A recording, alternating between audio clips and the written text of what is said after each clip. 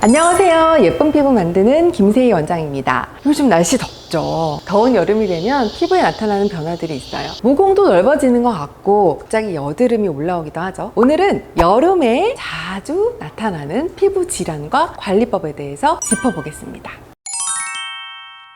여름철 피부는 고온 다습한 환경에 노출되면서 두 가지 피부 질환이 발생할 수 있는데요. 하나는 넓어지는 모공, 또 하나는 여드름입니다. 우선 외부 온도가 올라가면 피지 분비량이 증가합니다. 제가 이전 영상에서 말씀드린 적 있죠. 외부 온도가 1도 올라가면 피지 분비량도 1% 증가한다고요. 피지 분비량이 많아지면 피지가 나오는 길인 모공이 함께 넓어져서 여름에는 모공 고민으로 병원에 오시는 분들이 많아집니다. 또 증가된 피지 분비가 모공을 통해서 피부 바깥으로 완전히 나오지 못하고 모공 속에 각질과 함께 정체돼서 있으면 좁쌀 여드름이 되고, 또 여기에 균증식이 많아지면 곱는 화농성 여드름이 되기 때문에 여름에 여드름도 심해지는 경향이 있죠. 특히 요즘은 더운 여름에 마스크를 쓰니까 피부 온도가 더 높아지고 균증식도 더 많아져서 마스크 착용 부위로 여드름이나 모낭염이 심해지시는 분들이 급격히 늘어나고 있어요. 여기에 한몫 더하는 게 또 선크림인데요. 선크림은 모공을 막는 성분을 다량 갖고 있어서 그 자체로도 좁쌀 여드름 원인이 됩니다. 문제는 피지, 땀, 선크림이 뒤섞이면서 여드름이 심해진다는 거죠.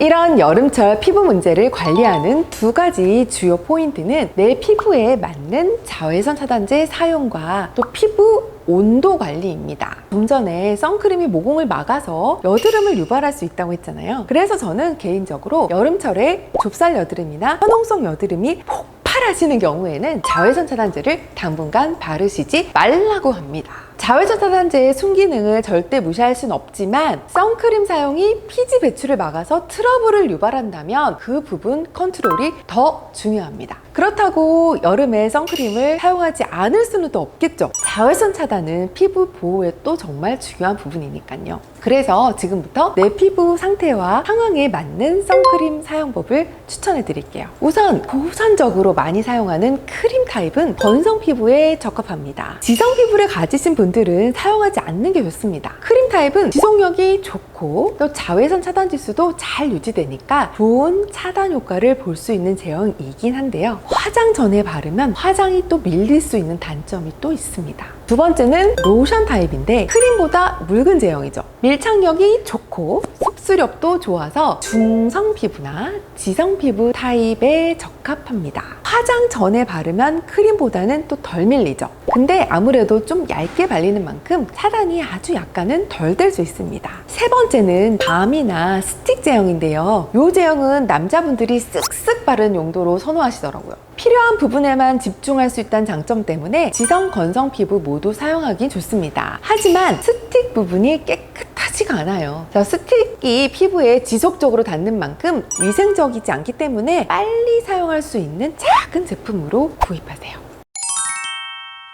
피부 온도가 올라가면 피지 분비도 증가하고 또 피부 온도가 높은 상태가 지속되면 홍조가 생기거나 피부가 민감해지실 수 있습니다. 그래서 여름철 피부 온도 관리는 매우 중요한데요. 피부 온도는 체온과는 달리 외부 온도 영향을 많이 받아요. 원래 피부 온도는 체온보다 5도 정도 낮은 31도 내지 32도 정도가 적당합니다. 근데 여름철 한낮에 직사광선을 15분만 받아도 피부 온도가 40도까지 올라갈 수 있을 정도로 급격한 변화가 가능해요. 피부 온도를 낮추려면 쿨링 세안과 동시에 보습이 중요합니다. 우선 쿨링에는 미스트도 좋지만 세안이 더 도움이 돼요. 미온수 세안만으로도 피부 온도가 약 4도씨 정도는 낮아질 수 있거든요. 이때 찬 성질을 가진 녹차물로 세안하면 온도를 조금 더 낮출 수 있습니다. 세안을 한 이후에는 보습이나 수딩팩을 해주면 좋은데요. 역시 찬 성질을 가진 알로에나 녹차, 오이나 민트 성분의 마스크팩이 도움이 됩니다. 사용 전에 냉장고에 30분 이상 보관했다가 사용하면 더욱 좋겠죠.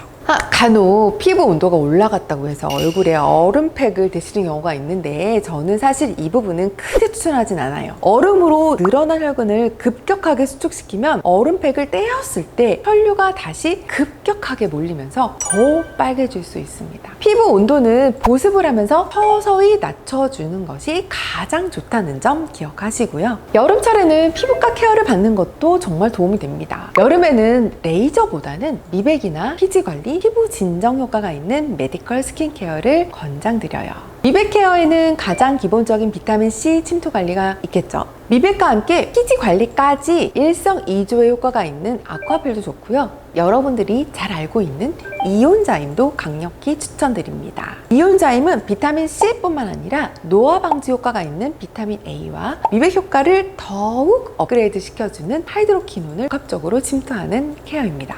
여기에 조금 더 미백과 컨디션 업 효과를 원하신다면 항산화제를 이용한 미백 주사 시술을 동시에 받는 것도 좋습니다. 자외선 때문에 피부 온도가 높아져서 얼굴이 빨개졌거나 민감해졌다면 시원하고 쿨링감이 있는 산소 테라피나 피부 진정 효과가 뛰어난 LDM 케어가 적합하다고 보시면 될 것 같아요.